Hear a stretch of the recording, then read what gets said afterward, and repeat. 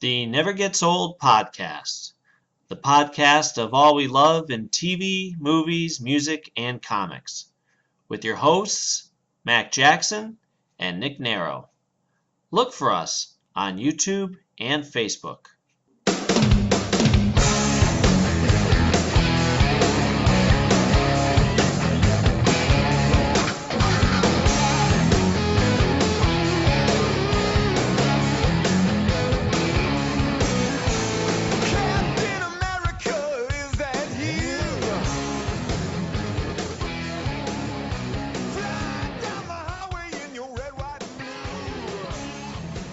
Hello and welcome everybody to the Never Gets Old podcast. I'm Nick Narrow. And I'm Mac Jackson, and it would help if I had my microphone facing me. Yeah, that would help. Yeah, I'm surprised you were still able to hear me. I turned and it's pointing right down at the ground. So, just before we get started, big personal news. Okay. I'm going to get to meet Richard Dean Anderson. Oh, that's awesome. Yesterday, I get a phone call from Nathan Shell, who's my buddy from the Stargate conventions and has done the MacGyver podcast with me.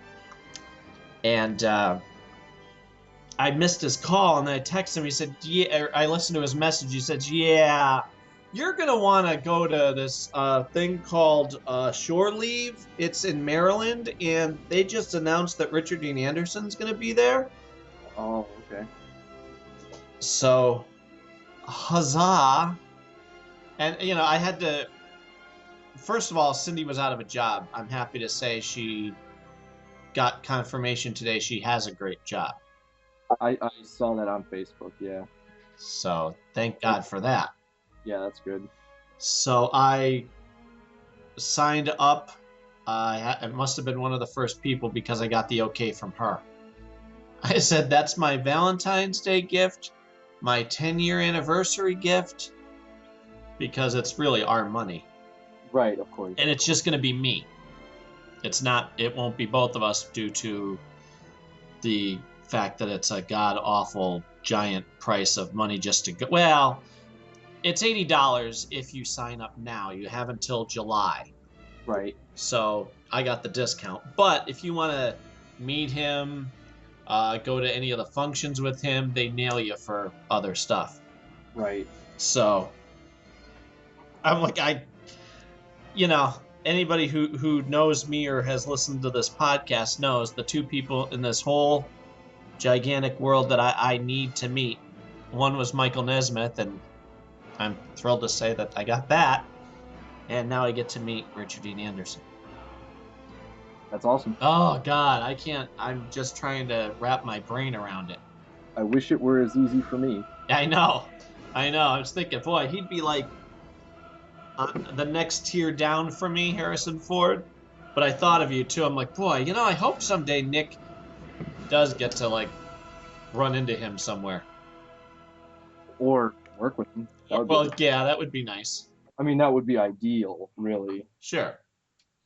But, yeah, so now I'm just trying to, I'm so super, I just signed up. I got the confirmation email.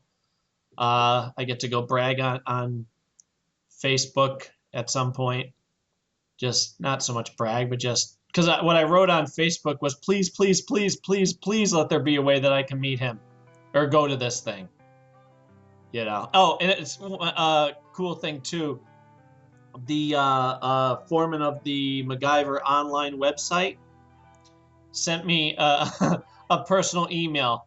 Yeah, you're gonna want to check this out, and he sent the link to me. That's cool. Yeah, isn't that sweet? That says something. And then another friend of ours, Beth, who we know, Cindy and I know from the Stargate convention. She said that I'm going to help you guys go. She didn't know that it was just going to be me. I'm going to help you guys go because I know that this is a dream come true. And I said, well, I just paid for the ticket. Now, based on Nathan's promise that they're going to find me a floor to sleep on, because it's one thing to go to all this. Where do you sleep at night? True. I don't have that money. It's another As much as it is to go to this, it would be that much per night. And I'm not, I can't do that. I said I'll sleep in the lobby if I have to. Honest, I'm not kidding. If I had to, that's what I do. Yeah, at conventions they frown upon that. Yeah, well, they have to catch me first. I'll just pretend like I'm waiting for somebody. Have my luggage on either side of me, kind of drift off. At 3:30 in the morning. That's hard to do at 3:30 in the morning. Exactly. But no, they said they'd take care of me, so that's one of the wonderful things I love about these conventions. I haven't seen a lot of these people in years, but they still know me and take care of me, so that's nice. That whole community thing, you know what I mean? Same thing like when we were saying when you go to a music concert or just people of like mind. It's a sweet thing. How did your CD release party go? I mean, it went pretty well. There were a lot of people there. I don't know if they were there for us or not, but there were people there. And we played okay. I think a couple of us drank a little too much in excitement. So I feel like we played from the high end of mediocre to the low end of mediocre, depending on the song. But I mean, overall, it was a fun experience. I had a really good time, and I know most of my band had a really good time. So, yeah, it was great. It was good. We handed out a bunch of CDs, and now it's online for anyone to download if you want to get it for free. Just go to the Daymen Facebook page. So there's that. Ooh, I want to check that out. Good, because that was the one thing I was thinking.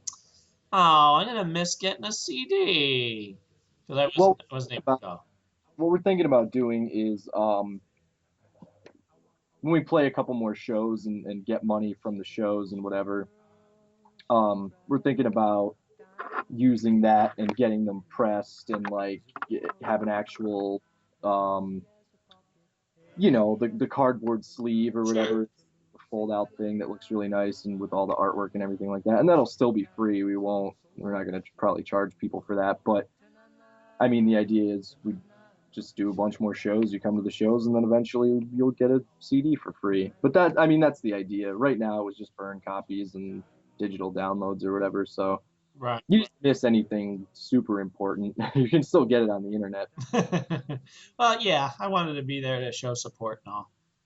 Yeah, but I mean, and the thing is, I mean, a lot of our friends came, and they left before we went on because we play late. I mean, we didn't play until midnight. So we usually go on last because we probably have the longest set. Mm-hmm.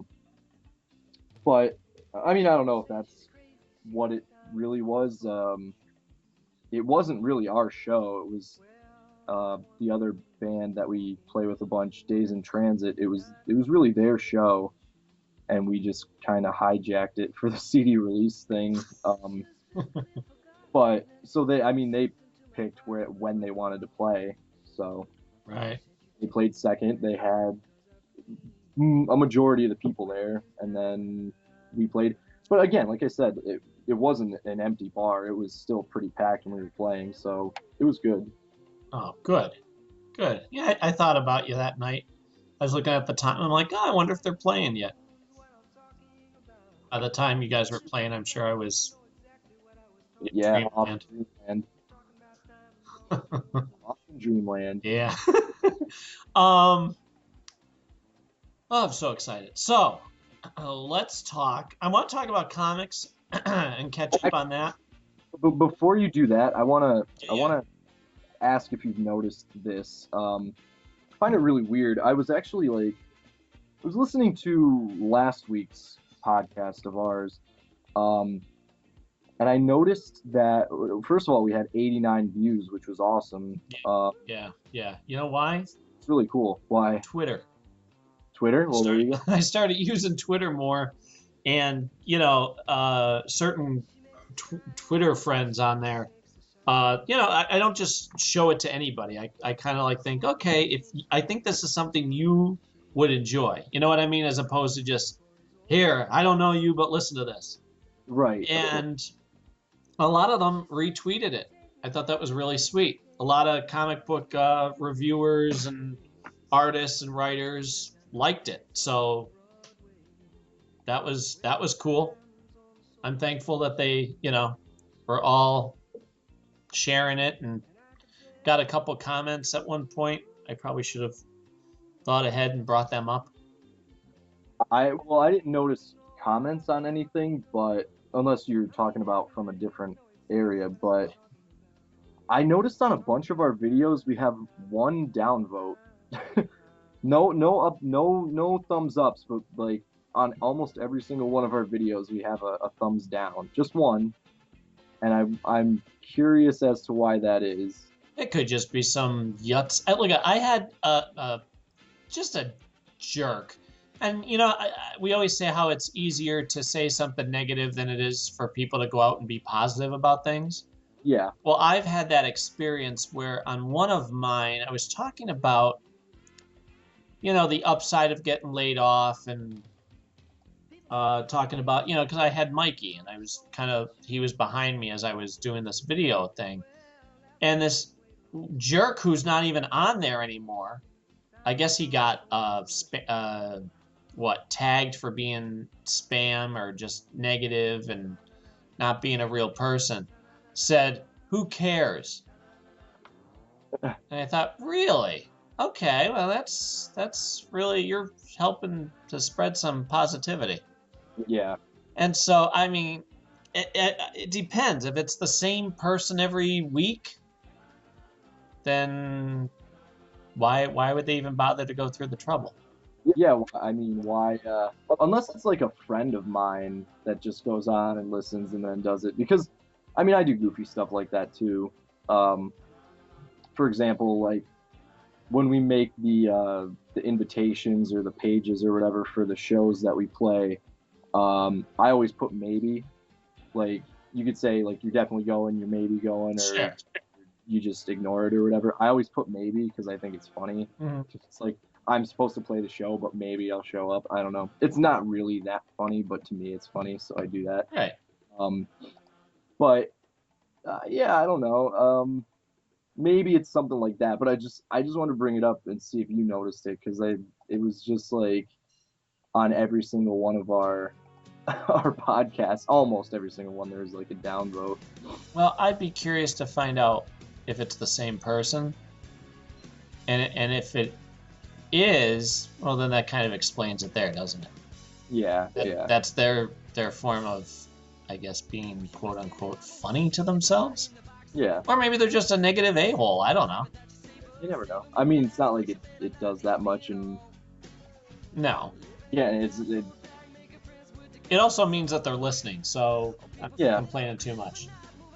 But if you are the person that listens to this podcast and downvotes every time, at least tell us why. Yeah, give us some feedback, you yuts. That's why I think maybe it's just someone who knows us and just does it to be funny or whatever. But yeah, just don't. I don't know. I care so much less, and I can't really fix it if you don't say why. If I just see a downvote, I'm just like, yeah, okay. Right. Maybe something I said someone didn't agree with, but still, if you take the time to listen to the thing, at least tell us why you didn't like it or what you didn't like or what the deal is. I don't know. Yeah. Because it's not really hurting us. We don't have like 100 million views and well, that's the thing. It's pointless. That's the point. It's just pointless.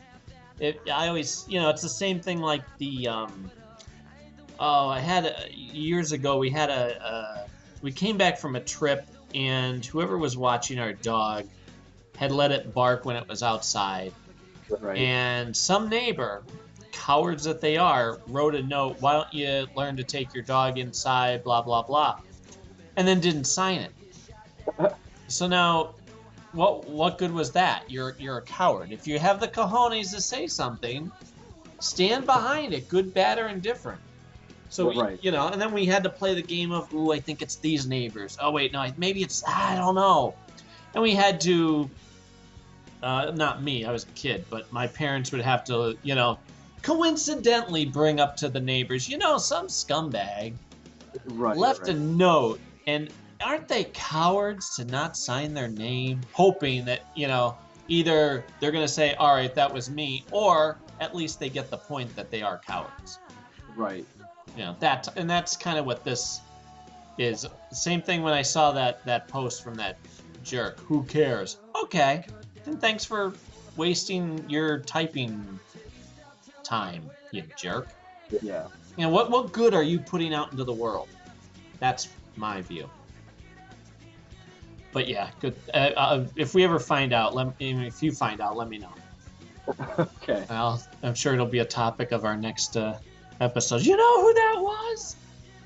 Yeah. It's my cousin Jimmy. Yeah. And on the movie news, go ahead. Yeah. Why? Which one? Any and all. I know we're thinking different things based on what I saw your post was for the Lex Luthor thing. Oh, okay. Well, if you want to talk about that, I guess we could talk about Yeah, we'll get to comics in a bit, but that. I mean, for those who don't know or don't pay attention, there were two more castings for the Batman Superman movie this week, and they were Jeremy Irons is going to play Alfred, um, and Lex Luthor is going to be played by Jesse Eisenberg. But when I saw that, personally I was pretty stoked because I hate Superman. That's no secret. But with all these casting choices, I'm finding myself more and more excited for a Superman movie, and it's kind of blowing my mind. So, um, yeah, but you obviously went in the complete opposite direction as far as excitement goes, I suppose. I've abandoned all hope. Yeah, yep, those. That's pretty much it. I don't see why, but Well, if you want, if you don't mind me ranting a little bit, you can rant. I don't. There's in the last what 5? When did this movie come out? No, okay, 2007. Superbad came out, Right. and I always think of that, and maybe I'm wrong timeline wise, but there was this whole group of, and I personally use the term loosely, actors that became popular. And I don't think, not only do I think they're terrible actors, I think they're, it reminds me of the whole, uh, uh, American Idol type of mentality that we seem to have as a culture, where, and let me give you specific names. There, as far as people who I don't understand why they are famous. It always feels like they fell backwards into success. Now, granted, I'm not saying they don't work hard. Here we are in the luxury of our houses talking about it. So, for what it's worth, we're not out there, doing what they're doing, unfortunately. But I think they're terrible, and I don't know how they're famous. Let me see.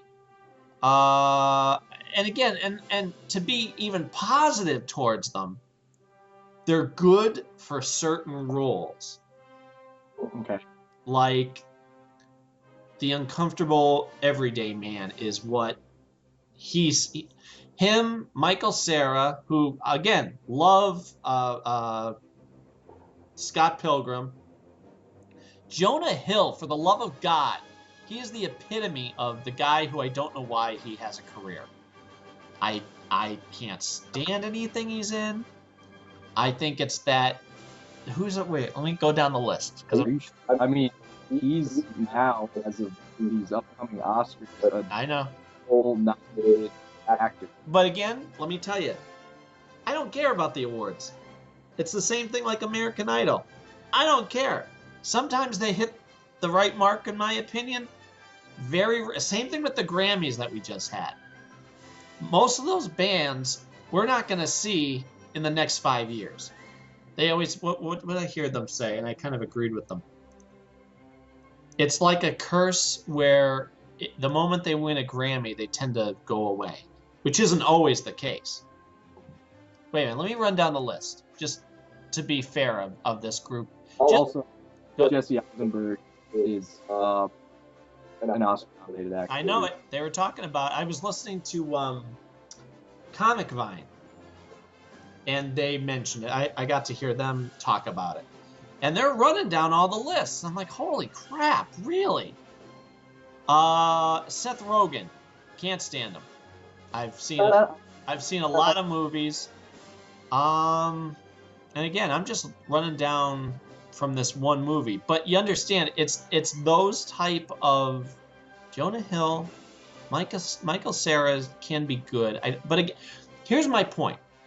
I don't want to go on a big rant of how I hate these guys, even though I know I already did.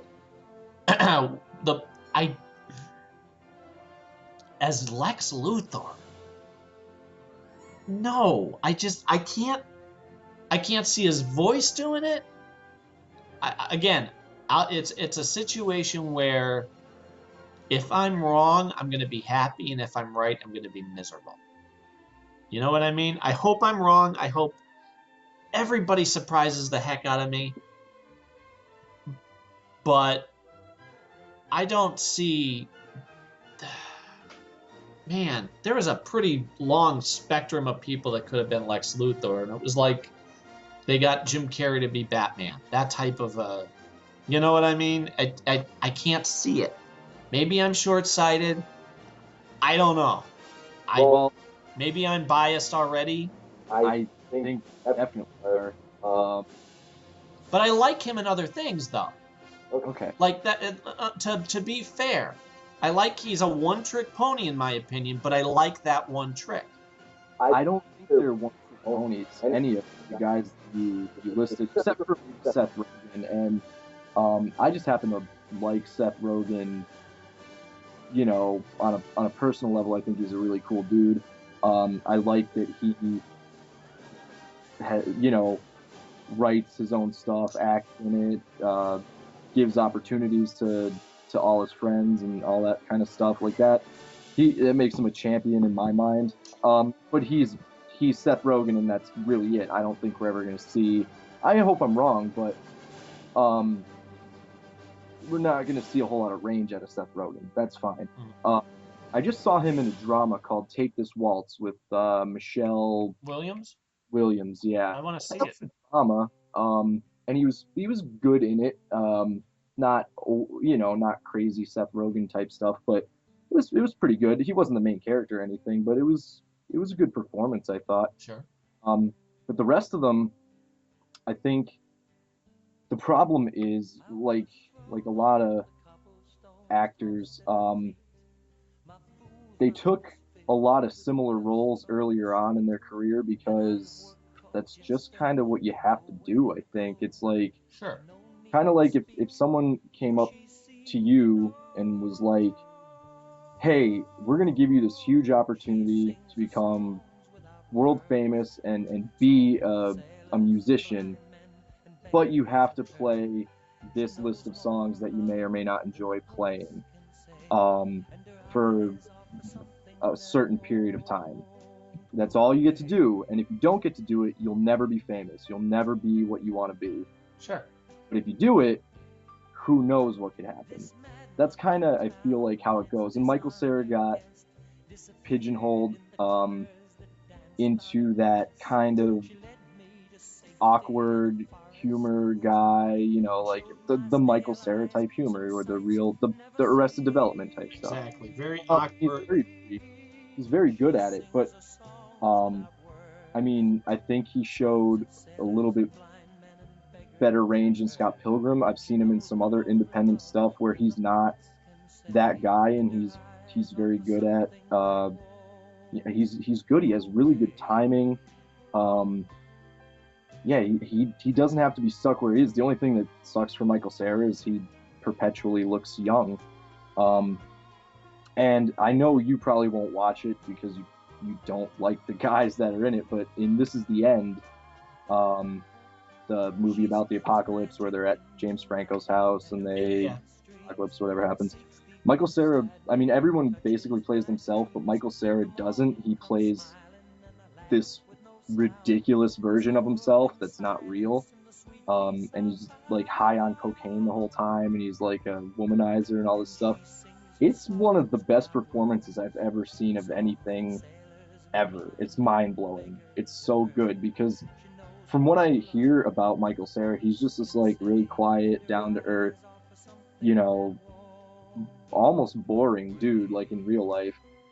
And wow, I mean, it's worth it just to see him in the beginning of that movie play that character, like Michael Cera on tons of cocaine. It's hilarious.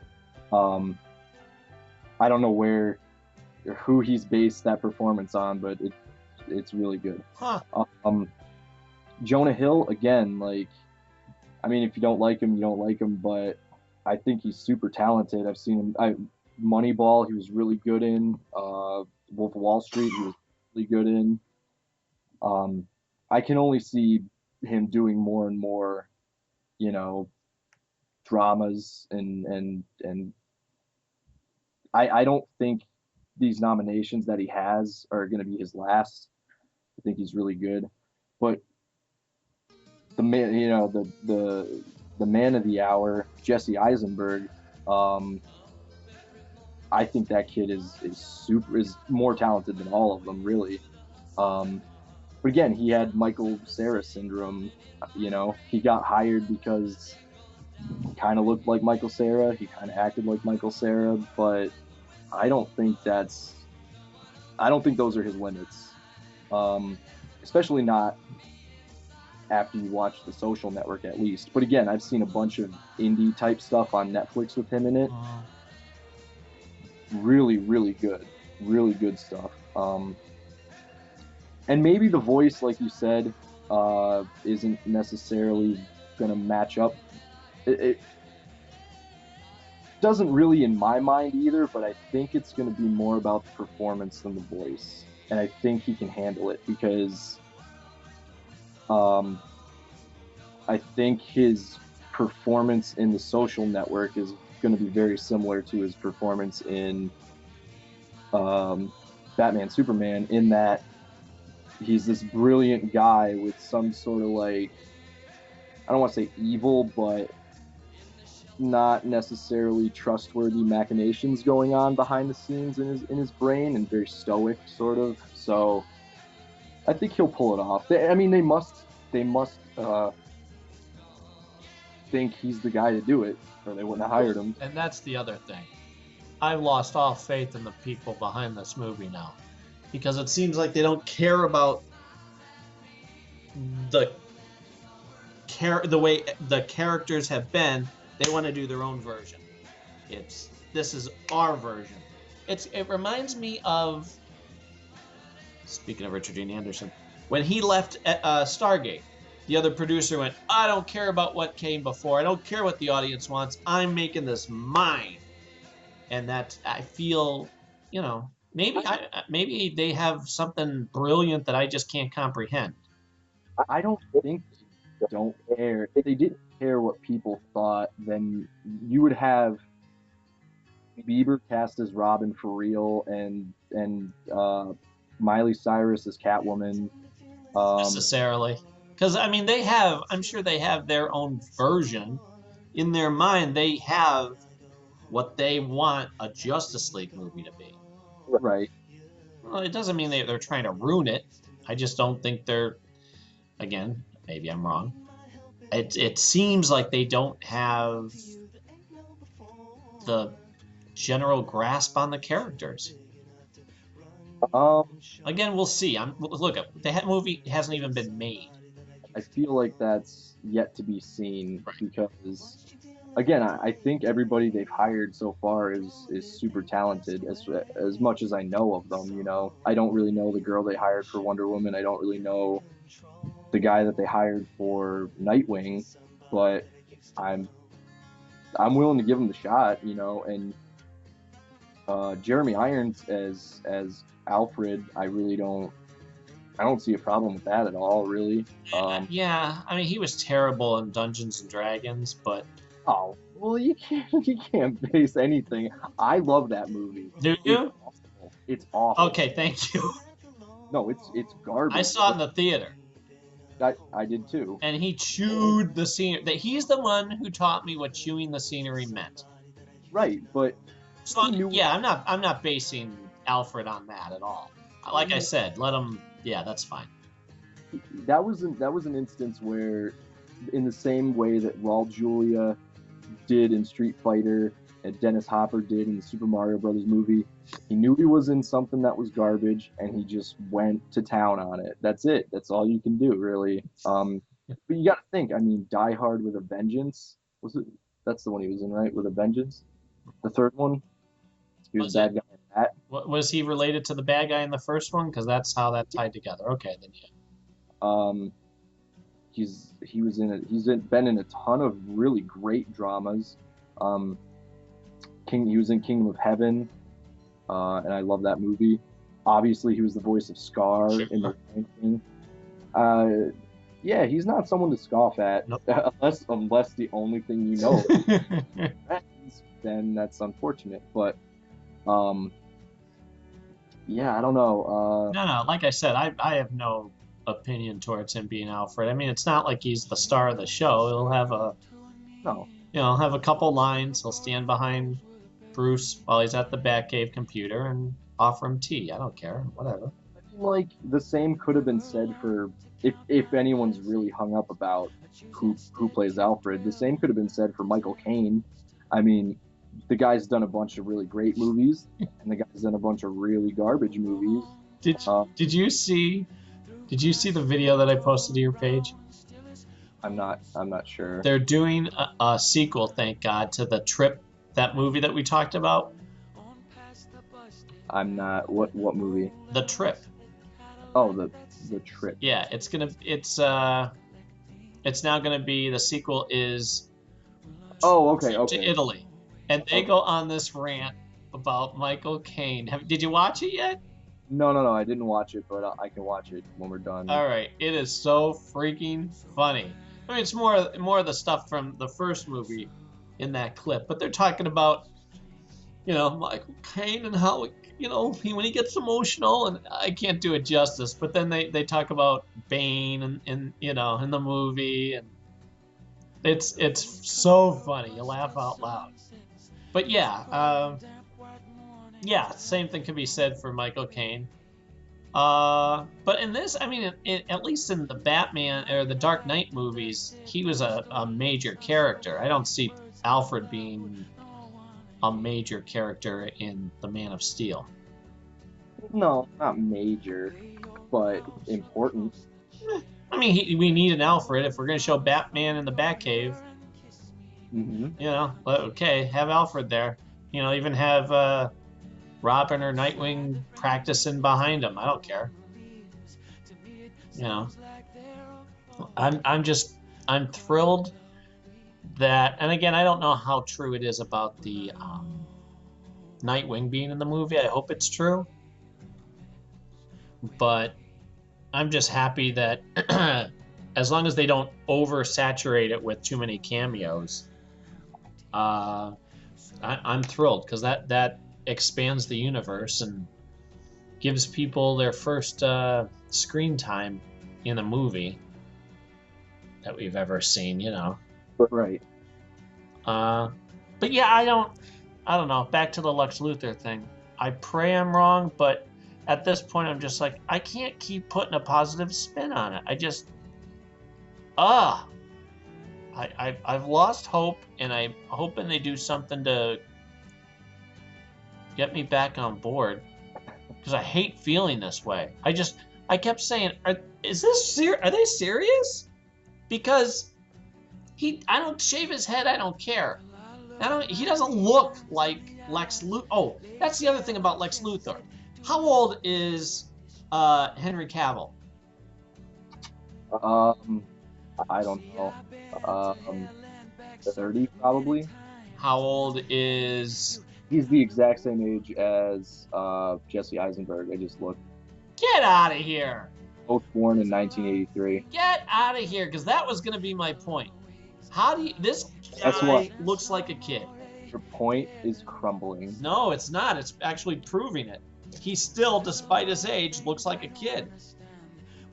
Well, it happens. Right. Which again, I'm trying to think of him up against Ben Affleck in any role, and Superman, and this scrawny. I don't care how they try and buff him up. This scrawny, pasty, probably bald. God knows if they'll do it now. But him, well, oh no, he's a menace. I don't mean physically. I just mean like you come on. You're gonna make him be a kid who happens to be a megalomaniacal genius? I have no idea, but I don't like the way it's lining up. I still see this kid standing next to what would be Superman. Everyone's got to have their turnaround role I hope this is it. because Oh, holy crap! I hope this is it. see again, like I was just explaining this to somebody the other day. I don't remember who I was talking to about it, but I told them that I was actually really happy that I wasn't an actor in my teens. Like I didn't get famous or anything. Like I didn't do any of that.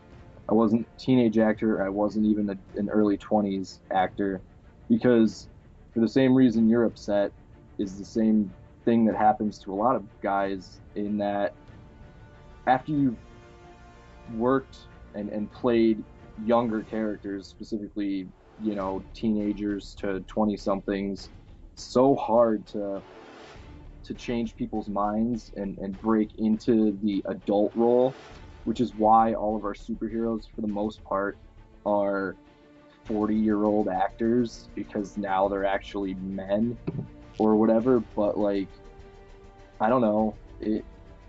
He's 31 years old, or will be this year, and he still can't play a quote unquote man. Like that sucks. Yeah. And the same thing would probably happen to me, but hopefully, in these next couple of years, I can make some headway and people will be like, oh, he could play a man role and not make me play teenagers or early 20s or something like that. But that's gotta suck. I mean, for all those guys, like DiCaprio did it. Everyone was always like, he's too baby faced. He'll never do whatever, blah, blah, blah. And now, how many great action movies does he have under his belt? Right. It's got to sometime. But it's also a matter of playing the right role. Like, can you think of DiCaprio as a part in Man of Steel 2, Justice League, any of that? Off the top of my head, I can't. Really? Sure. And it's not saying anything about his acting. I'm saying, does he look? Lex Luthor. Huh? He could probably play Lex Luthor if he was willing to shave his head. And Honest to God, I'd prefer him over who they picked. But again, the thing is, I mean, I've said it a million times before, is that I'm not as beholden to a look as I am a performance. Right. I think he'll bring the performance regardless of what he looks like, and I'm sure they won't allow it to look ridiculous, like have him weigh 120 pounds next to Henry Cavill or Ben Affleck either. I'm sure he's probably hard at work getting sized up, and it will look the way it's supposed to look. So I'm not really concerned about look wise. Well, but it's just my opinion. So yeah, I can't. I like I said, I have nowhere to go but up now. So here's hoping that you're gonna lower the bar so low on yourself that the movie's gonna be amazing. I hope so. Well, you know what? There's certain movies that people hate, but I'm like, no, no, no, no, no, no. This is, this is Right. good. This is, and it's because I take it for what it is. A great example, Mortal Kombat. Okay. People hate Mortal Kombat. I just saw a comment today. They're like, oh, yeah, I actually saw Mortal Kombat in the theater. And I'm like, I still enjoy that. Yeah. I didn't go into it with any sort of demand or, whatever. They had Christopher Lambert as Raiden, who's supposed to be Asian. But I didn't care. It was, it was fine. I thought it was fun. Now the second one was garbage. Yeah. I mean, right away they kill Johnny Cage. The movie starts like, hi, credits roll. As soon as they're over, he gets killed. I'm like, whoa, that was unnecessary. Yeah. And then, and that's the one that they keep showing on TV, by the way, this past week. What's that? Second Mortal Kombat? Yeah, not the first one, not the fun one. The one where it just goes on, and they keep cramming characters in there. They're like, who are you? Line?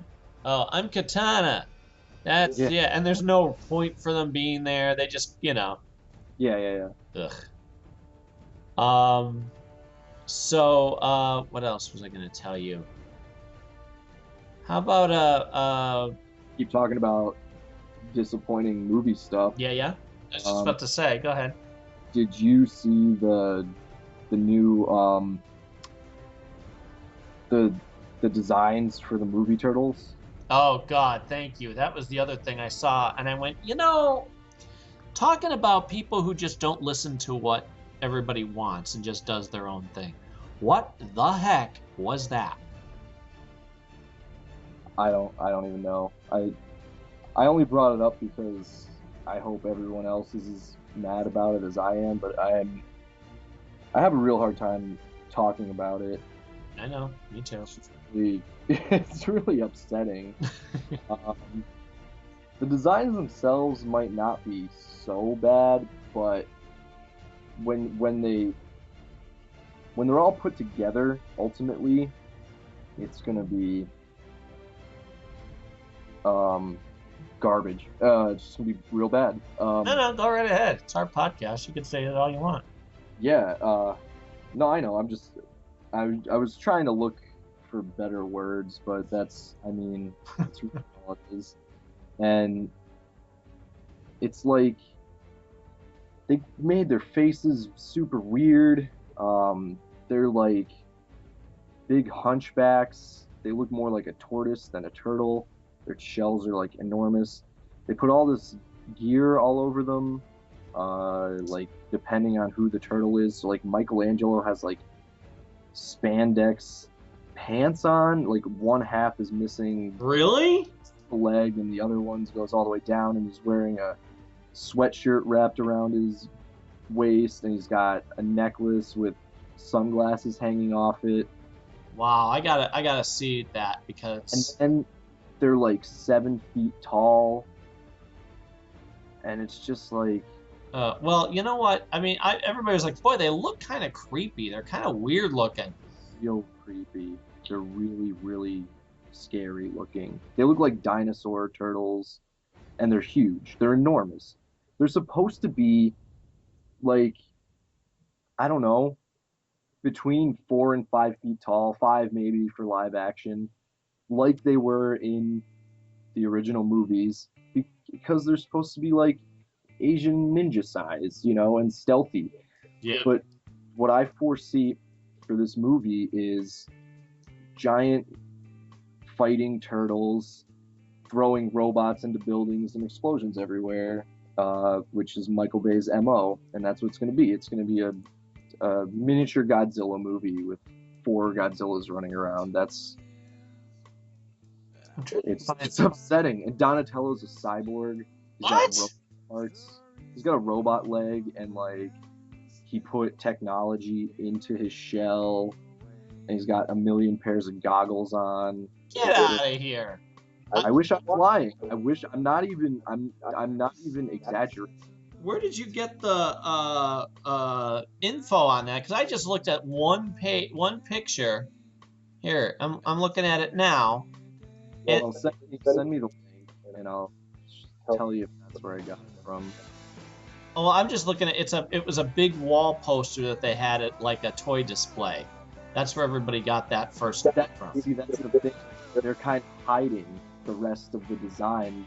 You only see like parts of them, like the upper half, and everything else is really hidden because they're like turned to the side, so you just see the arm. Yeah, I've seen that poster. Okay. Well, I'm looking at a picture of. Holy crap! I guess it's supposed to be Leonardo, and he's got that Japanese bamboo mesh thing on his chest. What's his deal supposed to be? Just to be like more traditional, I guess. I don't know. It's just this is the. I'm gonna see if I could pull up the page that I saw some of the designs on, and I'll send it to you real quick. And Donatello's supposed to be a cyborg? Like, not just parts of them, I guess. Where did you hear that? Someone who went to the United Kingdom Toy Fair, they saw the actual, like, the toys and stuff and all their posters. They weren't allowed, like, no one was allowed to take pictures. But they described what the turtles looked like, and that's just what they described about Donatello. And obviously I've seen other pictures of it that look like that, and it's just, man. Holy crap. I hope that's not true. We're getting feedback here. Son of a bitch. You can keep hoping, because it's unfortunately it's true. So wait, say all that again. He's part cyborg, and what's everybody else's deal on the show? Or in the movie? I guess Michelangelo's just like the pop culture guy, and then Raphael's more like a samurai or something, and Leonardo's just more traditional with that bamboo type stuff. Oh god. Oh, it's just weird. It's like bad Ninja Turtles fan fiction and stuff. Oh man, see? And that's exactly the type of thing that I was saying. It's people thinking that they know better than what the Nickelodeon show that we love so much now. You know why we love it so much? Because not only did they take what we already knew, they didn't mess with it. Right. But they added to it and took the best out of other versions to make it a nice, fluid, thing. Yeah. You know what I mean? Like they said, okay, how can we don't want to destroy anything? How can we make it better? Right. It's like I've said a million times. It's like a nice conglomeration of all different turtle stuff, whereas this seems like nothing. It's just like, oh, there's 4 turtles, and we'll kind of make them reminiscent of all the parts you love about them, but really not. They're just enormous. If you search in Google like Michael Bay Turtles set pictures, you'll see pictures of like the guys in the motion capture suits and stuff, and like Megan Fox and whatever, and they're just enormous, man. They're like and they look like that, like you just saw. And I don't know if you want to, if you did or you will put a picture up while we're talking. I will. But they look like that, like freaky, kind of scary looking. Yeah. Things that it seems like they're doing with them, it sounds like they're going to try to make it goofy.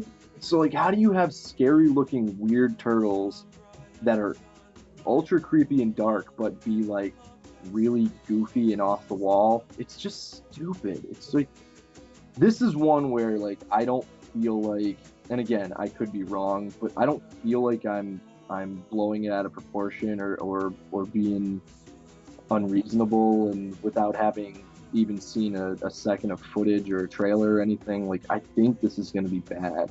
Yeah. This is going to be like Avatar: The Last Airbender by M. Night Shyamalan bad.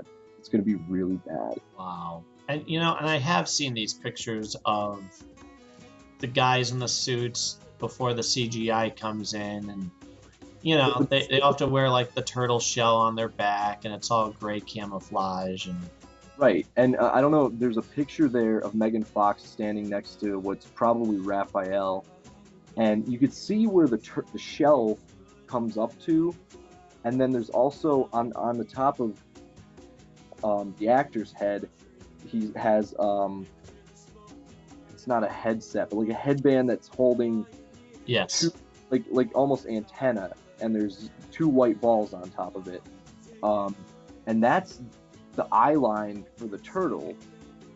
That's where the actors have to look when they're talking to the turtles, which it makes them enormous. I just can't even. they just don't care. They just don't care.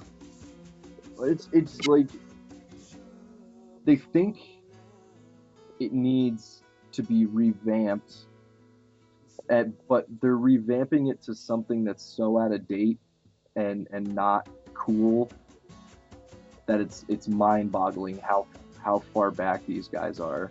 And remember, they were supposed to be aliens.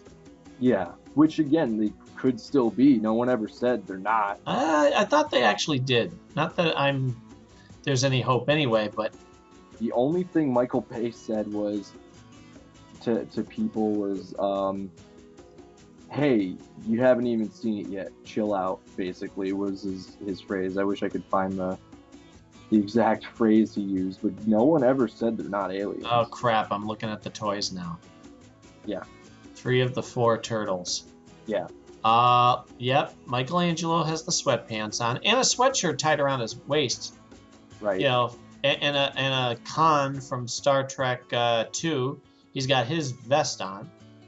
Yep. And he's got necklaces because that's what you need. And they have tattoos. Oh God. And then next to him is Raphael, who doesn't have the mask. He's got the whole head wrap and got some sort of shredded, possibly leather jacket around his waist. Not, and then has all like the wrappings that they should have, only they're different colors on him, and he's thicker. He looks like he's the quote unquote muscle of the group. And then behind him, oh man, is Donatello, who's super scrawny. Yep. I can't even begin to talk about what he's wearing. It's like robot parts all over his body. I don't see that though. All the black stuff that you're seeing is like supposed to be technology. Right. Yeah, he's got like a night vision mask on. Yeah, on those figures they're unpainted, like, so it doesn't. They're just crappy toys basically, but that's what it's supposed to be. Oh man, I have a headache now. Holy crap. Just reading the comic and keep watching the cartoon and not worry about anything. But speaking of the cartoon, I was gonna say, let's get away from the movie. Did you see the new episode? not yet. I'm waiting for it because I gotta record it. But it's the good, the bad, and the Casey Jones. And I just watched it today because I didn't have to work because we got 6 inches of snow. So Wednesday we're supposed to get more. yeah, we're supposed to get more. But it was great, actually. It was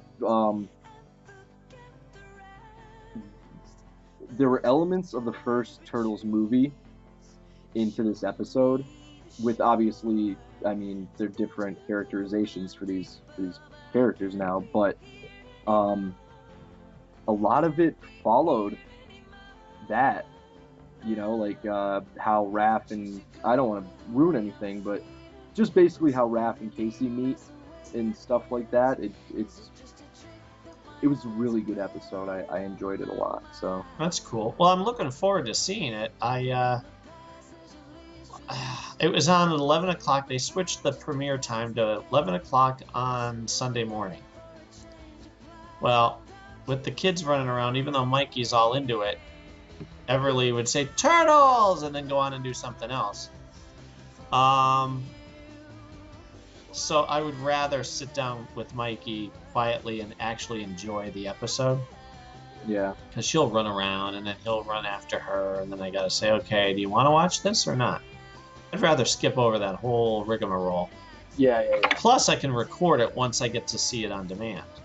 Yeah. But yeah, I saw pictures of where it showed them face to face, like snarling at each other, just as I was trying to find the Michael Bay mess. Yeah. Let's see. Let's see. And yeah, so I'm excited. I like the difference in the mask for Casey Jones, which we've seen already. It's cool. This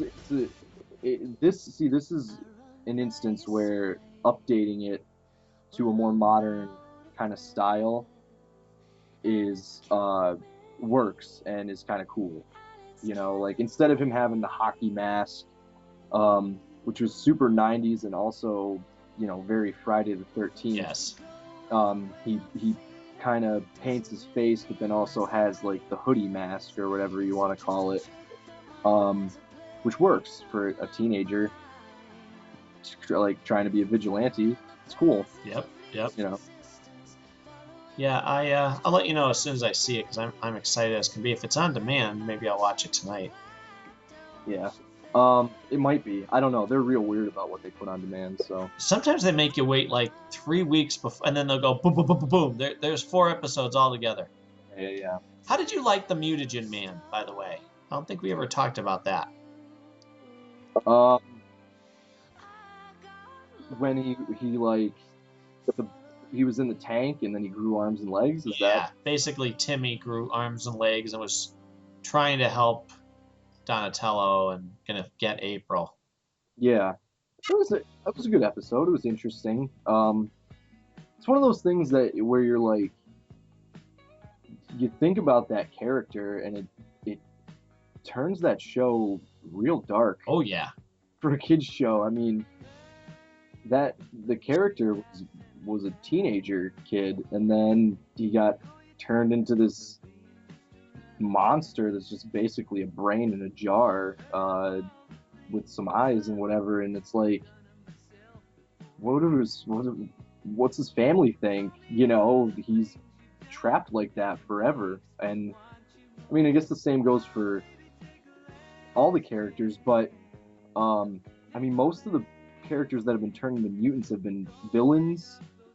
But now you've got Mutagen Man, who was this kid, and you got April's dad, who's now a bat. Which is tragic. Yeah, and I mean, both of those are really, and it's just like, man, that's weird. You know, for kids to watch, that's dark, but I appreciate it. You know, like it's one of those things where it's like, this show, there's a lot of time. I know I said it when it started, but even still, like, you get the sense that they're still learning. They're still learning how to be heroes, and I mean, hopefully they'll keep learning. But it's never like in the old cartoon, the turtles would show up and there'd be foot soldiers all around, and they'd pretty much just dispense of them, you know, easily, no real challenge. Right. But in this cartoon, like, it's a struggle, and they need to use teamwork, not for slapstick purposes or anything like that, but like they really need to cleverly use teamwork and show determination and figure things out, and it sends a really good message, I think, that most cartoons don't today. So I'm really glad it's popular, and it's, you know, it's not conceding to just being some goofy slapstick cartoon that happens to have the turtles in it, you know. Right. Don't get me wrong, I love the original, but that's kind of what that was. Oh yeah, it doesn't hold up like No. you want it to. Like I said, I tried to watch after the first 3 and I knew it originally. After the first 3, I'm like, oh, so that's the end of that. Okay, now we're just gonna be goofy then. Right. But yeah, you know, for the mutagen man thing, it was a good episode, but boy, I'm not crazy about the design of this big tube thing that, or you know, that comes out with big globby hands. Yeah, It was good for one episode, but I don't want to see it again. You know what I mean? yeah, Of course, with that show, they have a good way of not overplaying a character. They'll change him yeah. because he But would. like, What would he call himself in the beginning? um, oh shoot, I don't remember. His real name was Timmy, but he'd call himself the Enforcer or something like that. I don't remember. I don't And then the remember. next time you see him is he's got he's one of the Foot Clan, Yeah, yeah, yeah, you know, and then they make him this thing. So you know, and same thing with April's father. You kind of want to see him get cured. yeah, And it's actually disturbing when you think this poor guy was just minding his own business, didn't want to have anything to do with you people. You know, was held captive, got free, and then he's just trying to protect his daughter. Now he's a mutant, yeah, and not even like oh, I'm a fun-loving turtle. Oh no, I have no life now. yeah. Ugh. And not only that, but like it was the turtle's fault. Yep. Like it's not even like oh the someone bad did it to him on purpose. It was an accident, but like it was their fault completely. So because they were acting like teenagers, They which is got another cocky. say like I really appreciate the times where you're reminded that they're young teenagers. For example, like in this episode, specifically, in a part of it, they're sitting down to watch that cartoon that they always watch, the Voltron-esque cartoon or Power Rangers type cartoon that they always watch. Yeah. And you know, Michelangelo's like all excited about it, and they're all sitting down to watch it, and you're reminded like they're not adults, you know, watching Dexter or Breaking Bad or anything like that. They're kids trying to still kind of be kids while also still trying to be heroes. So it's just those little things that are that remind you how good the show is, and kind of give you like they bring you back to center, you know, remind you of how things really are.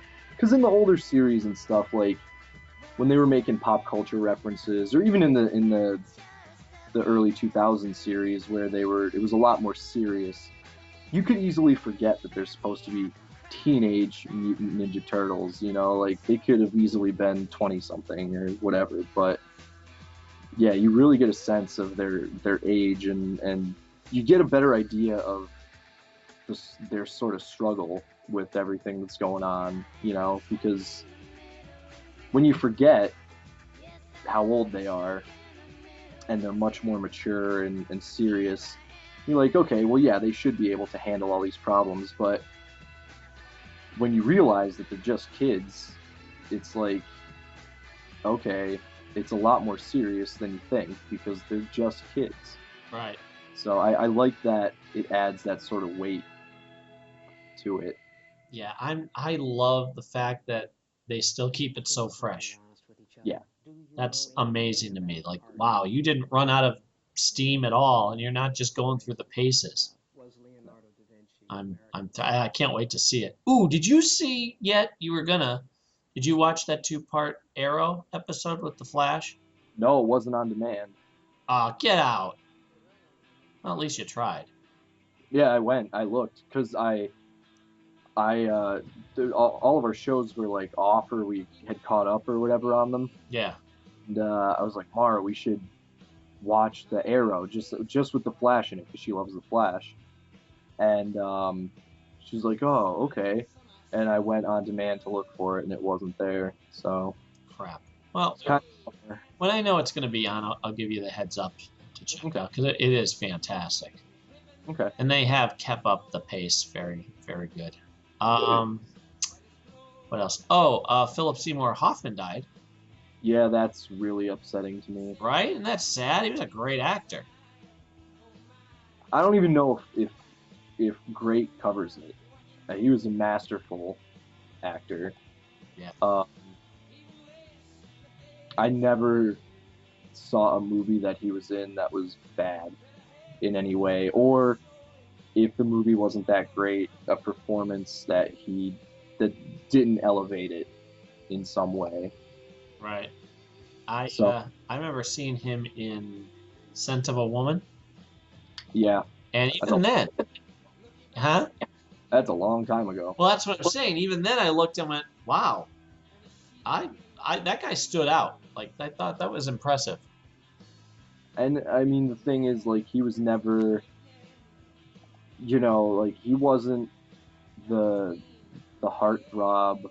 He wasn't the most handsome dude. He wasn't in shape at all. Um, but he still managed to be able to be a leading man and just be known for his talent. And I mean, it's just a shame that he was afflicted with addiction, which I didn't even know. I never No, even knew about him. no, I just me neither. that wasn't something that had ever came into my attention, which I mean, shouldn't anyway. But when you're in a when you're prominent like that, things tend to come up. Uh, Right, right. And apparently, it's he just had even told somebody like a couple years ago, "Oh yeah, I fell off the wagon." He had said, I don't know why that didn't make bigger, gossip news or whatever, because you would think somebody would have pounced on that. well because he's not Justin Bieber and he's not, that's what I mean. Like he wasn't. I would have considered him an A-list actor. If he was in the movie, in my opinion, it was something worth seeing. I agree. That's how I feel about him and his acting and the work that he chose to do. Um, by the same token, he wasn't a quote unquote movie star in the same way that like Sam Rockwell is not, and a couple other guys aren't. Their caliber of work is outstanding. Everything they're in is amazing, but they're just not as widely known necessarily as, say, Bieber and Ben Affleck and Matt Damon and Tom Hanks and guys like that. So Well, when they said that he passed away, I thought, oh, poor guy probably had a heart attack, yeah, I thought it was a health issue as well. right? And then Cindy goes, no, heroin. Yeah, I'm like, oh, sheesh, really? And then everybody was tweeting stuff on online, and every celebrity had something to say, and what's his name from Firefly? Billion. No, no, the blonde guy, Steve the Pirate. Wash. You saw the movie, the guy who dies, the husband. Yeah, that's Steve the Pirate from Dodgeball. I don't know what his real name is, but Well, anyway, he was like, F heroin. I'm like, all right, yeah, not the most profound thing in the world to say, but sure. And that's how I'm like, oh, it must have been heroin. So then I looked up and I'm like, okay, he's referring to that. yeah, yeah, man. I mean, just one of those things, Like I don't know. Hmm. I don't know how much more we could really say about it, but it is sad, um, unfortunate because I mean that he was a guy that like I had always looked forward to seeing what he was going to do or what he was going to show up in or what Yep.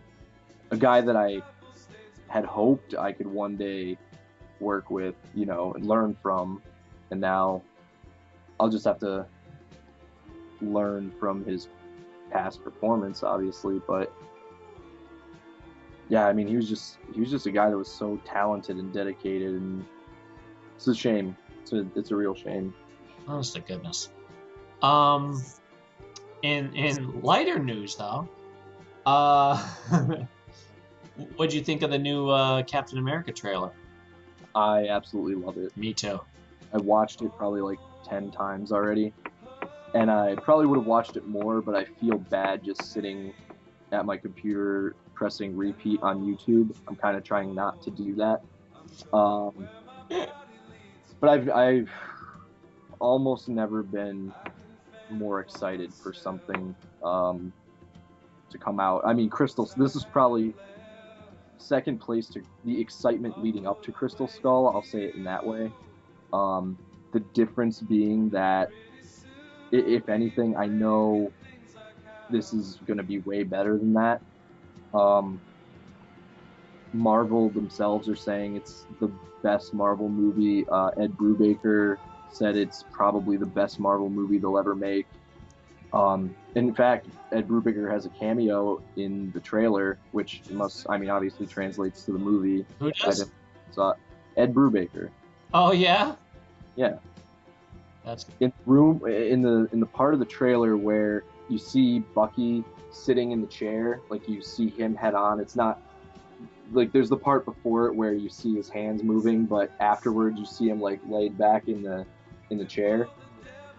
There's a guy that walks into frame. He's kind of like got his head shaved and he has a beard, and he's wearing a suit. That's Ed Brubaker. That's cool. Yeah. I'll have to watch it again because I watched that. I watched the Spider-Man one. Short though, right? Or did they release a longer trailer? There's a longer one. There's one where they basically show you all of Electro's origin. Then I'm gonna have to watch that after this. Yeah, and then I saw the Transformers one, which was was very very quick. Which one? Wait, which one? Transformers. Oh, I don't even care. I don't want to see it. It was the weakest of the three. I like Wahlberg, but even he's not gonna get me to see Transformers. I don't care. Yeah. I know one of my friends is like super excited because there's Dinobots or something like that. I have no idea. It's a dragon. They show Optimus riding a dragon. I don't see why that would be needed ever, but yeah, I just don't care. The third Transformers I thought was excellent. That actually had me on the edge of my seat. Whereas the second one we talked about, and how just the editing was so terrible. Yeah, terrible. But Captain America one, absolutely. I am so pumped for that. I'm thinking, boy, you guys are nailing it. When just the momentum when Bucky gets flung off a car or whatever, and he turns and his hand catches the ground to slow himself down. Like, see, now that's the type of detail that really makes a difference. Yeah, it's again, like they seem to be so in touch with the source material, and they really show at the very least an appreciation for it, at best a love of it. That's just, it's not matched by anything else right now. Yeah. It's great, and the only gripe I have is that it's not an hour-long drama on TV every week. That's my only gripe. But they're so good, and it makes me really proud to think that my favorite superhero is probably going to have the best superhero movie of all time. I mean, you could say whatever you want. The Dark Knight might be one of the best superhero movies of all time, maybe. But as far as like what a superhero movie should be, this is probably going to be it. And I don't know. I hope you're right. Hey, anything that's doesn't suck, I'm all for. Yeah. You know what I mean? Yeah. What else was I going to tell? Oh, did you see the movie poster that they released? There's a couple of them. There's the individual people. Yeah. Can we talk about how unrealistically airbrushed and photo manipulated Scarlet? Thank you. Really? Her hips are that small? I don't think so. They're all, except for Sam Jackson, they're all kind of, well, at least Chris Evans and Scarlett Johansson are really manipulated. Right? Yeah, I mean his head is enormous in the I'm looking at it right now. His head is enormous in the poster, and they definitely stretched his shoulders out at least a little bit. I know he got pretty big for the role and stuff, but Right. they stretch his shoulders a little bit. But again, I don't think they're photos. I think they might be painted. Well, yeah, and that's all fine and good. I'm just like, they the first time I saw it was just her, Yeah, and then I copied and saved this one of all of them walking, and I'm like, come, I understand that you want to make it pretty, but let's make it realistic. She's yeah. a pretty girl. She doesn't need anybody coming in and making her waist so that you can put your fingers touching if you grabbed her hips. I just thought, oh, that's a shame. Yeah, because she doesn't look like that. Oh. Yeah. See, Just I'm looking at it too, and I'm trying to just see what they were thinking. And you can see how they use the light to reflect off her to make her look even thinner. yeah. So that way it kind of blurs the line. What have you been reading? Um, I mean, a lot of the same. But I will say, I the newest thing I picked up was all new of Invaders. Okay, that's Brian Michael Bendis.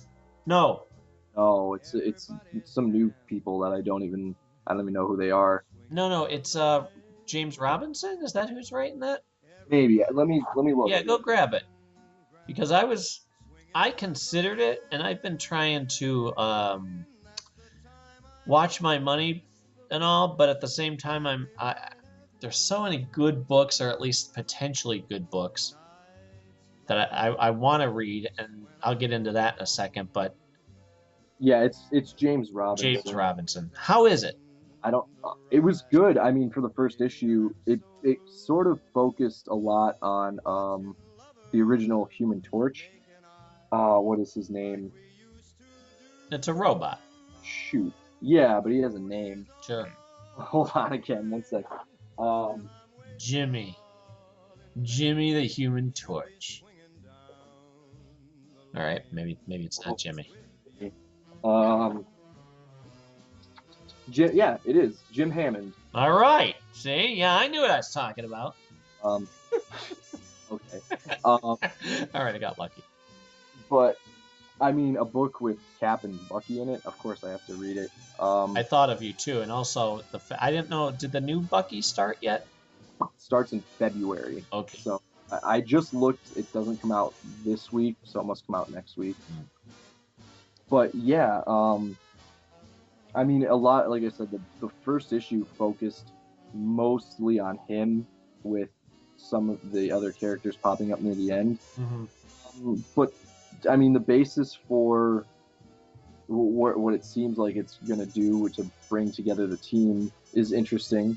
So I liked it for that, and I can't really give it too much of a review until the first arc either gets going or finishes. But the writing was good, the artwork was good. There was nothing where I was just like, "Bleh, that's stupid, that sucks," or anything like that. So I'm gonna stick with it. I mean, I probably would even if it did kind of make me gag, just because I want to support anything they're gonna put Bucky in. Right. So I want to see it. I mean, I want to give it a shot.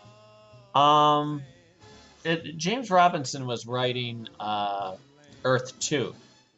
okay, And I had to drop that. I mean, he did that Justice League.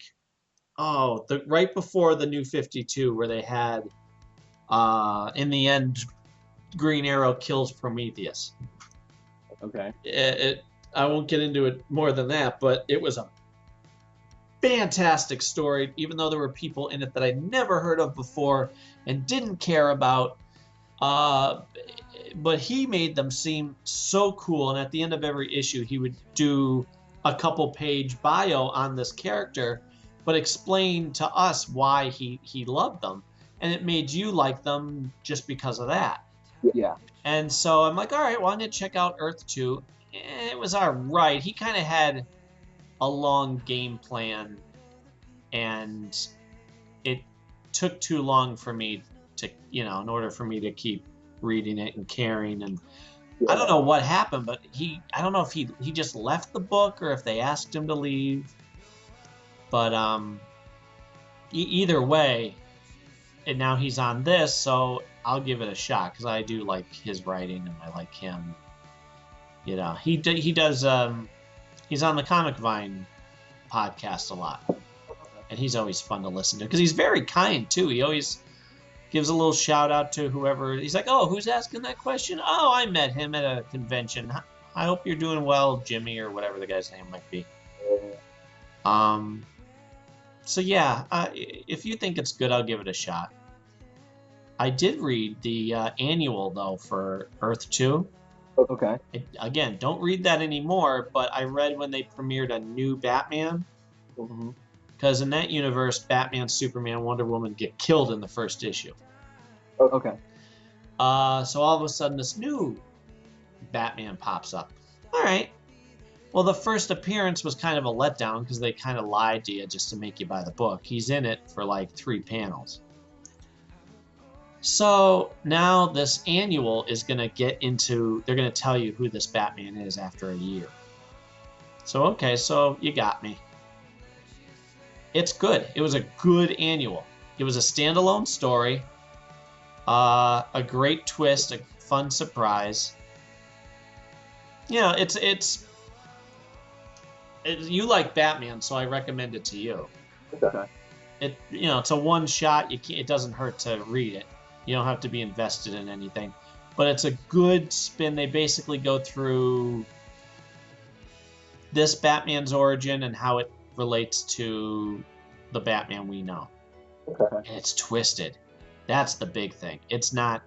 How many times have we seen Batman's origin? This is different. Yeah. What else? The only other thing of that stands out. I read the Batman and Robin annual. Oh, you're breaking up a little bit. Oh, I'm sorry. No, it's not your fault. It happens. Is it? Go ahead. Try again. Is it okay? It's still breaking up. I don't know why that is. Do you have a microphone that you're talking into? No. No? Well, go ahead. I'll let you know if it happens again. Okay. So I read the Batman and Robin annual. Okay. Did you read that? No. I sure did. Did it take you up at the end or no? Probably not, because you don't really like Damian all that much, but I do like Damian, actually. strange. I don't know. I had a problem with the last line in the book. I forget what it was. What was it? Something like, to Damian, the greatest of all Robins, or something like that. Oh, yeah, the greatest of us all, or something. Yeah. I thought, really? He wasn't really around for that long, and I gotta disagree. But again, whatever. You didn't like it? No, I did like it. Oh, you did? Yeah. Oh, I thought it was fantastic. I'm all for them getting into, showing more of Dick Grayson as Robin. Yeah. I was saying it made me tear up. Oh, did it? Okay. I thought it said did it make you throw up at the end? Oh, no. Tear up. See, that's what happens when the microphone cuts out. Not that line, at the part where, spoilers, everybody, when he opens the box at the end and it has the note from Damian, that got me. Yeah. Because I mean, it's no secret, as I've told you a million times, I like Damian, so, yeah, that was it was unexpected, because I almost didn't even buy the annual, but then there were less books than I thought that I was getting, Right. and I was like, I'll just get it, whatever. And yeah, it was. You know what I like about it? It reinforced the fact that Damian loved Dick Grayson. Yeah. I love that. I love that he was like, no, despite my tough exterior, you're my brother, and we're the way it should be. Yeah. Damien got taken from us, but they were starting to, and Tomasi's excellent at this, with the whole emotional dynamic between him and his father. But he Yeah. also would have those moments of, all right, we're family. I may be the jerk of the family, but we're still a family. It's like, that type of attitude. That's, you know what? It's interesting to me that they haven't done this at all. But I'm curious as to why they've never done a Robin book, which by that I mean a Robin team book, like Nightwing, Red Robin, Robin, Red Hood, whatever, like all of them together as a team. I mean, maybe they have, but they're not doing it currently. And I would hope that they would wait until Damien came back for them to do it, but that's something I'd be interested to see because I feel like that's that's in league with like a Turtles type book because they're all almost brothers, but not really, but they share that same thread. And I could see like all their methods are like slightly different. They would have like, you know, sort of, I'm sure they would bicker, and I just feel like it would be a real interesting read under the correct writer, you know. I think it's a very obvious, duh, why haven't they done this already type of a book. Yeah, exactly. It's somebody, I guess it was, speaking of Comic Vine again, the host of that had said, why, with all the Batman books, why don't they have a Batman family like they used to, family comic book? That way, every month, you don't have to be beholden to, okay, we have to make sure these characters are in it. There's enough people in the Batman family that you can do one issue stories, do 5 issue stories, and then if you don't want to do any more of those characters, switch it with somebody else. Yeah. Absolutely, because these are dynamics that we're not seen enough of, and especially with the fact that it's the new 52, and guess what? Dick Grayson, yeah, we're starting off with him already as Nightwing. So personally, I want to see a lot more of him when he was Robin. Yeah. And what do you think of that retro or the outfit that they had him wear? I thought it was weird. If there was one thing I didn't like, it was that. Me too. Me too. Now that wasn't their choice. That was whoever, when they did the new 52, they had premiered that Dick Grayson Robin outfit before. Okay. And I agree with you. I don't like the swoopy things around that go around, the circle things that go under his arms, and they slap an R too far to the right. Yeah. So, like some of the new 52 redesigns, it seemed like there was a lot of unnecessary detail to some stuff. Like it's got to look futuristic because it is. So like it's just weird, some of it. Um, yeah, I mean, a lot of the new 52 stuff felt over designed, especially next to like the Batman comic or costume, which has, even though like it has like the lines in it where like whatever pieces of armor go together, whatever, however it fits, like it doesn't feel like, it's a pinata or something. Um, it works, but the Robin thing didn't work. That was an instance where less would be more, I feel. Well, yeah. I mean, if anything, for me, I don't know about you, but the perfect Robin outfit was Tim Drake's when he premiered as Robin. Yeah. That was the perfect one. And then they started to mess with it, make his pants red, which, all right, I could tolerate. And then they'd make his cape pointy like Batman's. I thought that was unnecessary, but I still, I'll accept it. And then when Damien premiered in his version of the outfit, at first I was like, I don't know if I like this, but I like the hood and I like the yellow cape again. Yeah. Because, I like huh? I liked Damien's outfit. Well, and that's my point. Looking back on it, I love his outfit compared to the redesign of the previous Robins. Right. His, Dick Grayson's outfit is kind of like Tim Drake's, but with that unnecessary, like you said, weird design. Because they did give him the pouches in his sleeve. I thought that was cool. And then the worst of all was Jason Todd's new Robin look when they flash back to him being Robin. The yellow ties that are supposed to be on his chest are like metal V's for no reason whatsoever. It's a mess.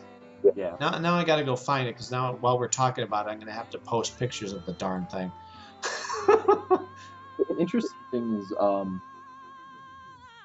as much as like most of the New 52 redesigns were like iffy or whatever, there are a couple that I really liked, especially the Bat family redesigns. Like I thought the Flash outfit is pretty good. The Green Arrow outfit's pretty good. Green Lantern is like all right, fine. Batman I thought was great. The no underwear, fine. I liked Nightwing a lot, especially because they made it red instead of blue. I mean, I'm more partial to red, so I like that. And the outfit was like sleek or whatever. I really liked, or I still like, I guess, the Red Robin outfit. I just feel like it's way better. I hated that like the cowl from before, and it was just like a weird. You mean the Kingdom Come outfit? Yeah, but he wore it in Teen Titans and stuff too, didn't he? Like in the regular DC universe. No. Yeah, but it was originally Dick Grayson's his grown-up Kingdom Come outfit, and then they brought it into mainstream. Yeah, it was that, and just looked weird. I didn't like it at all. But the new outfit is much more fitting. And then like I said, I like Damien's outfit, and the Red Hood outfit is okay. For the most part, I don't mind it. Yeah, I'll take it. I personally can't stand Red Robin's new outfit. I wasn't crazy about the previous. Let me put it to you this way: I hate the fact that he's Red Robin. Yeah. Hungry for a burger. I can't stand it. But especially since when they were doing the New 52, I thought there was one too many Robins. They either had to get rid of, unfortunately, Tim Drake or Damien. Instead, they continue to make him Red Robin. Yeah. And not only do I hate the name, I hate the idea behind it, and I hate the outfit with the Falcon type wings. Oh, see, I guess I just like it better than the other one, so to me it's a massive improvement. Yeah. See, he doesn't look like a Robin now. He doesn't look like he's part of the Batman family. He looks like he's part of Falcon's family. Yeah. Like give him a cape. If they gave him a cape, I think I'd be able to live with that. Be able to get past it. Okay. Well, that's fair. Yeah. Just because it's Robin, he should have a cape, not whatever that mess is. Oh, did you read Batman, by the way? I texted you as I was reading it. No, I haven't been reading the straight Batman title. Yes. No, I haven't read it since they started the year one stuff. Oh, holy crap! It's so good. I can't. That's why I said I had to send you a text. I'm like, this is so. I have to tell somebody. This is so good. Issue to freaking issue. And it's not even full of action. It doesn't even have to be. It's showing just a lot of dialogue, but it's meaningful. It's like conversations that need to happen. And they delve into why Batman trusts Gordon and vice versa. Okay. It's not just, we're both fighting the good fight to help people. Yeah, okay.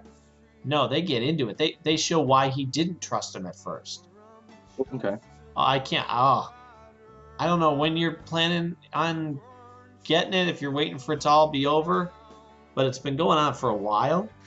Yeah, I think it's gonna go on for a while too, but it's not. I don't say that in a bad way whatsoever. I freaking adore it. I just I know how we love the writer and the artist, but this storyline, it's I couldn't wait to talk about it with you, but I'll just wait. I'll be patient. the thing is, like, I I didn't want to go backwards, and again, like with all the stuff that I'm reading, like I already get two Batman books. I got, I get the Dark Knight, and I get Batman and Robin, or whatever, Batman and the Two team up. Face right now, yeah. So I'm reading those, and then this one was going to take a giant step back, and I was just like, I could drop it till it comes back to normal, or if it never comes back to normal, then I just won't read it or whatever. But um, yeah, so I just wasn't super concerned. Plus, a bunch of other books ended, and I knew I was going to be starting a couple like Invaders and the Winter Soldier book that's going to come up. So I was just like, eh, it's it, this is the point where I can leave, and I'll either regret it or I'll look up or check out like a Collection. graphic novel, or yeah, like Yeah, I hope that sincerely, I really hope that's the way you go because it has nothing to do with what's currently going on. So I was just like, yeah, okay, right. no deal.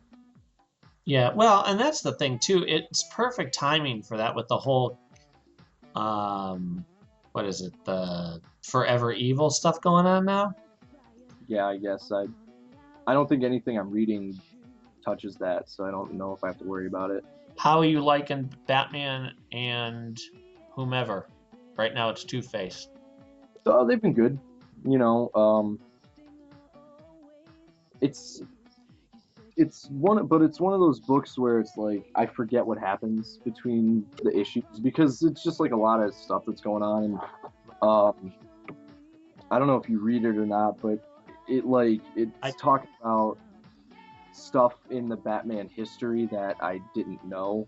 I just didn't, because it's stuff that happened when I was probably not even born yet. So, well, no, they're actually redoing Two Face's whole origin.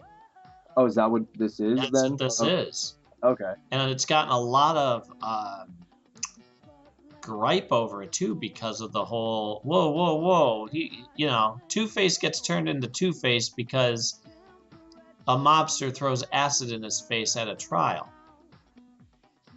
That's how we always knew Two Face to be. Yeah. And now in this, that's not what happens. I mean, it's just not at a trial, but um, it's kind of more in depth. If I mean, if this is the way that they're choosing to go, don't mind me. I'm just fixing the camera for you. It makes a lot more sense. Seems a lot less petty, I guess, of a reason to turn into a villain. You know. Uh, Um, well, if that's the case, then I'm really enjoying it. I didn't know. Just like, um, it's just like, oh, they're just rehashing stuff that I didn't know before. So yeah, no, and that whole Myra woman, or not Myra, whatever she is, she was a twin. yeah, uh, Uh, what was her name? it's Catherine, I think, was her sister. no, hold on, I'll get the They're Irish, that I know. yeah. Irish gangsters. And yeah,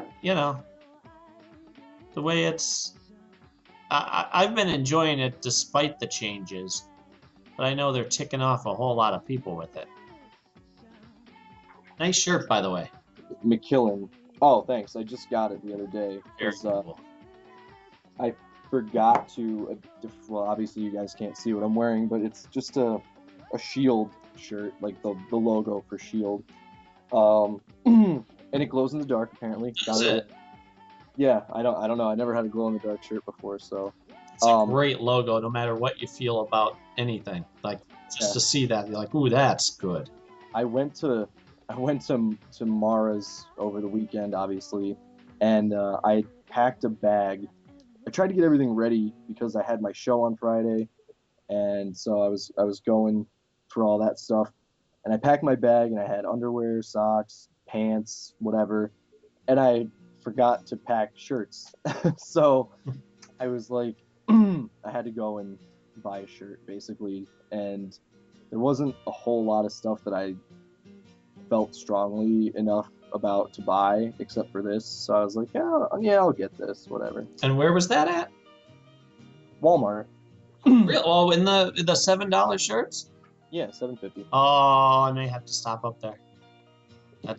That is very cool. So the mobsters, they're the McKillen sisters. Shannon is the dead sister, and the other one is Catherine, isn't it? I think it's Catherine. um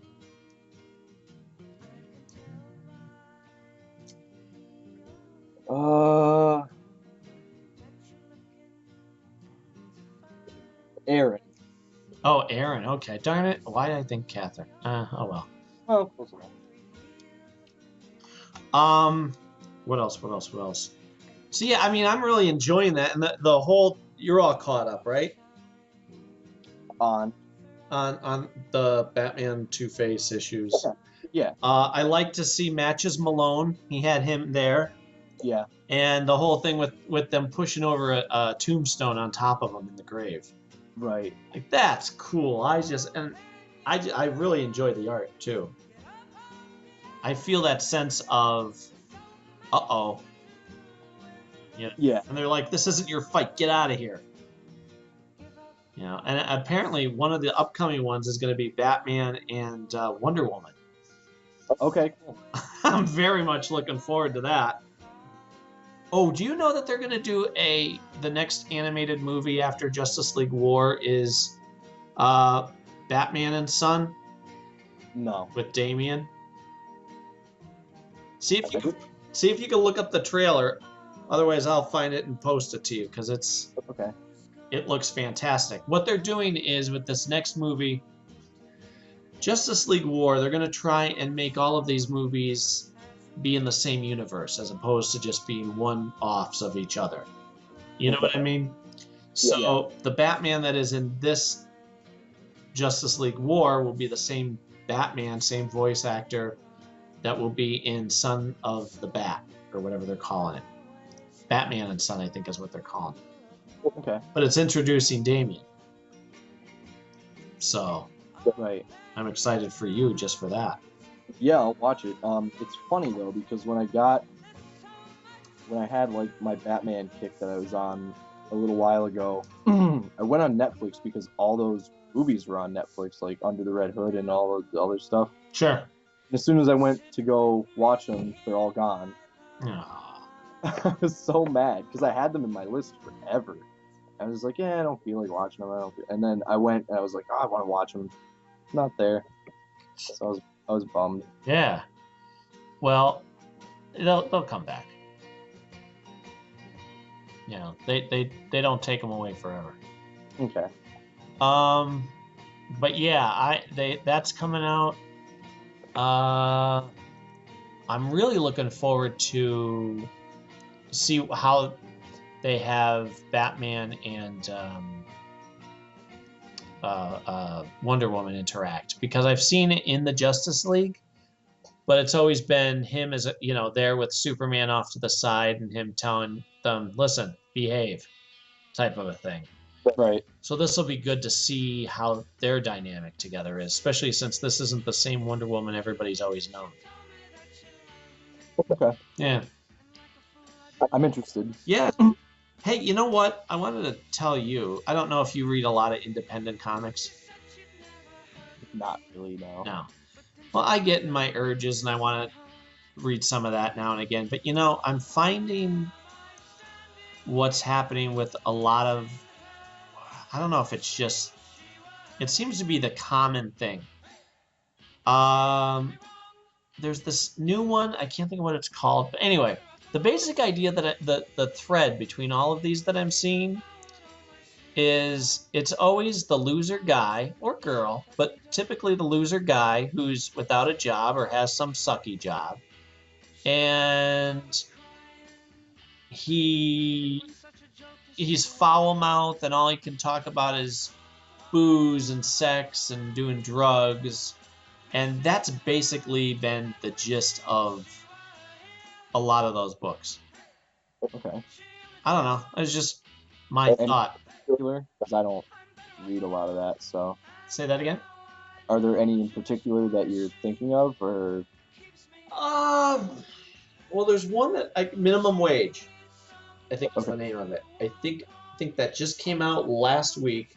It used to be a series in the 90s, and I guess the way that it ended was he married his girlfriend or whatever. Well, now it's back as a monthly book through Image, I think. Yeah, Image. And guess what? They're divorced. So basically, he's living at his mother's. He's working, drawing porn for porn magazines. And he's out with his friends.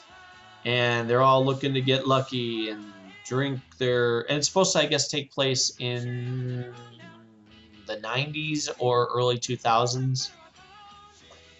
Um, you know, okay. I don't want to sound like a snob, but I never found that stuff interesting to begin with. Yeah. And it seems like that's just a lot of. If you get into that independent stuff, it's either brilliant and touching and wonderful, or it's that cliche. I actually wrote to the. I tweeted that. Remember the comic book I was talking about, Little Depressed Boy? Yeah. Well, he had stopped for a while, I guess. I don't know why. I forget what the reason was. But I actually have a craving for that. I miss it, especially when I'm reading this other cliche book. Like, you know what? Even though maybe not a lot of stuff happened, but you did feel like it was a real slice of life. Okay. So yeah, I mean, there's Terry Moore is brilliant for that type of stuff too. He did. He's doing a bunch of them now that, or has done a bunch that I've loved. Echo is one. That was a. He had a beginning, middle, and end planned, and he did it, and then he just ended it. But boy, I love that book. Um, what's the one? Strangers in Paradise was his big breakout book. I don't know if you've read it at any time, but I had a buddy who bought me it back in the 90s, like a collection. And at the time, I was all into superheroes. So he hands me this, and it's all about. It's weird. It's kind of like intrigue, and there's relationship stuff going on. And it didn't really float my boat at the time, but since then, I've been reading Terry Moore's other books, and I just love his art. Uh, and so now they had a sale on his original book, so I went back and just bought them. Okay. Yeah, so I have to dive into them. Strangers in Paradise. I got 4 volumes of them, but yeah, it's I don't know. As much as I love my superhero stuff, and I can't wait to read it every week, I still enjoy uh, that slice of life or the non superhero stuff, I guess. Yeah. Every so now and again you get one that's like a mini series or something. Mm-hmm. Sometimes those really really pay off. Sometimes they don't. You know. But yeah, you roll your dice, you take your chances. Anything? So, Go ahead. no, I was just agreeing with you. Um, any other books that you're reading that you can think of? Because we haven't touched on this in a while. Um, no, I mean, I'm like everything just fine. Haven't dropped anything. everything I've said before still stands. Basically, Turtles is good, Hawkeye is good. Ooh, that's another one I got to catch up on. Superior Spider-Man's pretty good. Cap is a lot better than it was, so there's that. What do you think of them bringing Peter Parker back soon? Oh, I mean, I assumed it was going to happen in time for the second movie. I'm excited, well, especially because again, you're not reading it, but um, something that just happened in the book was pretty cool. So yeah, I mean, it wasn't unexpected. So um, I'm getting a team up because Daredevil and the Punisher are in it, so I bought that. okay, Yeah, I didn't. I don't. Did I? No, I don't think I read that. it's cool. The cover shows them standing over a table full of like his rogues gallery's weapons and parts and all that Right. type of stuff. Like it even has Doc Ock's mechanical octo arm thing on there. Yeah, yeah, yeah. Yeah, it's just you know what? It's gonna be really interesting because um, you know, Doctor Octopus has made such a mess of Peter's life and made a lot of things hectic for Spider-Man, and he's gonna jump back in and fill those shoes, and you know, as I had predicted, it's gonna be interesting, you know. Mm-hmm. No, Watch it. as long as they leave it someplace fun. I don't want them to bring it back to the status quo. Right. Well, I mean, it's definitely not. I can't see anybody, you know, in Peter's personal life or um well, I mean, especially in Peter's personal life, but the superhero world just being like, I mean, they might be more forgiving if he's like, yeah, I was possessed by Dr. Octopus. Um, but he obviously can't tell the people who know him that. Maybe one or two, or Mary Jane, I think, knows that Peter is Spider-Man. Um, and that's about it, you know, but everything else is kind of a mess. Again, I know you're not really reading it, so you don't know how bad it's gotten, but it's pretty bad. So yeah, it's gonna be interesting. Hmm. Good. Well, I'm excited to see how they bring him back. I wonder if it'll be what I predicted. I forget, what did you I'm predict? just trying to think about it now. I mean,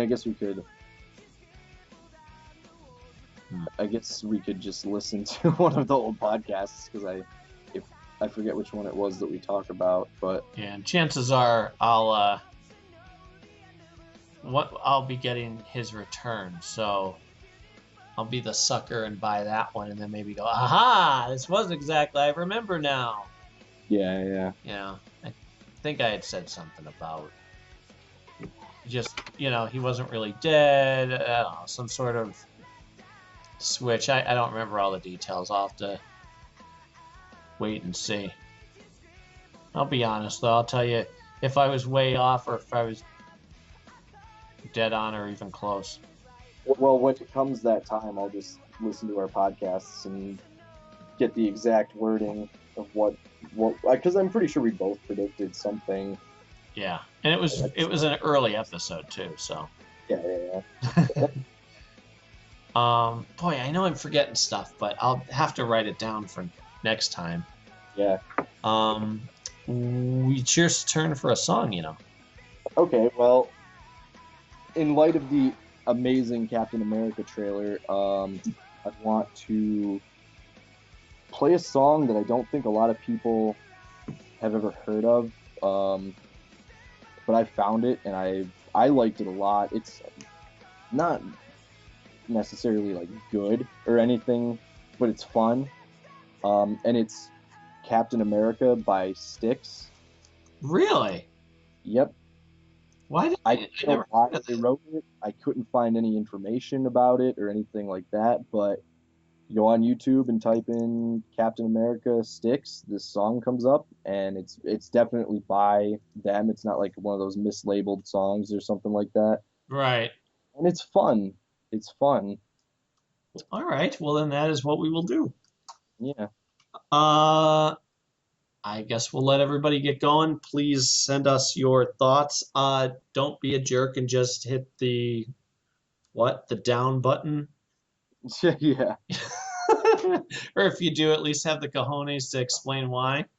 Yeah. Let us know what 'Cause- we are not doing, if yeah. you please do. Because again, that's the whole point. We want to hear from you and hear your thoughts and suggestions, and art is always a good thing. Oh, one last thing, talking about art. I asked Joseph Arnold if he would mind if there was room for the collage that he's going to be working on. If he wouldn't mind putting in the 10th Doctor, Okay. because the more I see him, I'm like, I knew he was my favorite anyway, but we're in the first season of him, and it's fantastic. Cindy actually caught one of those timey-wimey episodes where it plays with very Back to the Future. You know, this happened because, oh, you don't even know why yet. But by the end of the episode, you go, oh! Yeah. So she caught that. And she's like, wow, okay, now I understand. Mhm. So I thought, you know what, let's see if there's room if we could squeeze him in there because I think he's worth being on there. Good. Yeah. And Styx is Styx. Yes. All right. I think I found it. All right. Well, then we should be good. Okay. Sounds good. All right. See you guys later. All right, everybody, take it easy.